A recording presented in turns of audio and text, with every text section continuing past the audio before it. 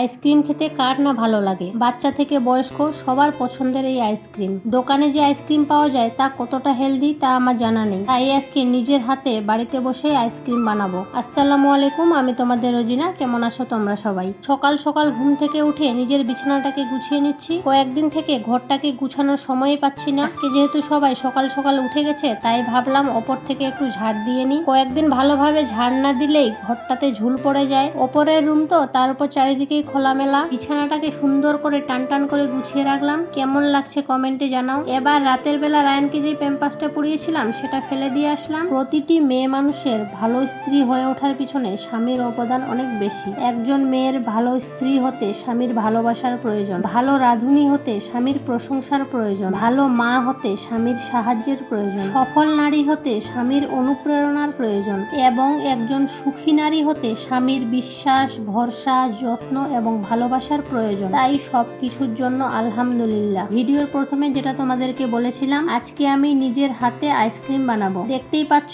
আমার হাতে আমটাকে কেটে একটা থালাতে রাখলাম। এদিকে রায়ানের দাদিজান ওকে ড্রাগন ফলের রস খাওয়াচ্ছে। দেখো খালি ওর দিকে কেমন পুচপুচ করে খাচ্ছে, মুখটা কেমন লাল লাল হয়ে গেছে, দেখে হাসিও পাচ্ছে আবার। আর আমি গরম গরম মাছের ছানা আর আলু সেদ্ধ দিয়ে পান্তা ভাত খেলাম। আমটাকে চটকায় নিয়েছি, এবার ভালো করে ছেঁকে নিব। তোমরা পারলে ব্লেন্ডার দিয়েও ব্লেন্ড করে নিতে পারবে। এই আমের রসটাকে এবার হালকা আঁচে একটু গরম করে নিব, তাহলে আমের রসের মধ্যে থাকা বাড়তি জলটা বেরিয়ে যাবে। এবার এর মধ্যে স্বাদ মতো চিনি দিয়ে দিলাম। এখানে একটু আখরোটও দিয়ে দিব, তাহলে স্বাদটা একটু অন্যরকম লাগবে। ভালো করে লক্ষ্য করে দেখো, আমের রসটা কিন্তু ফুটছে। এখন এটাতে 2 কাপের মতো দুধ দিয়ে দিলাম। এবার হালকা একটু নেড়ে নিচ্ছি।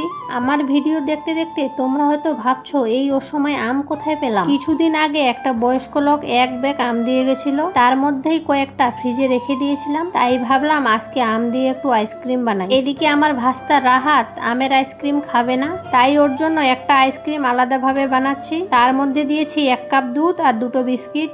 আমের রসটাকে ঠান্ডা করার জন্য একটা বাটিতে ঢেলে নিলাম। এটা দেখতে পাচ্ছ আইসক্রিম বানানোর কন্টেইনার। অনেকদিন আগে আমরা শপিং মল থেকে নিয়ে এসেছিলাম। ভালোভাবে দেখো আইসক্রিম ধরার স্টিক এর মধ্যে করাই আছে। আর একদিন আমের আইসক্রিম বানিয়েছিলাম, খেতে খুব টেস্টি হয়েছিল, কিন্তু সেটার ভিডিও করিনি, শুধু ট্রায়াল দিয়েছিলাম হচ্ছে কিনা দেখার জন্য। তাই আজকের ভিডিওটা তোমাদের সাথে শেয়ার করলাম। 5টা কন্টেইনারে আমের তৈরি মিক্সচারটা দিয়েছি, আর একটাতে দিলাম বিস্কিটের তৈরি মিক্সচারটা। দেখো কালারটা কিন্তু অনেকটা চকলেটের মতো হয়েছে। এবার ঢাকনাগুলোকে বন্ধ করে ডিপ ফ্রিজে রেখে দিলাম।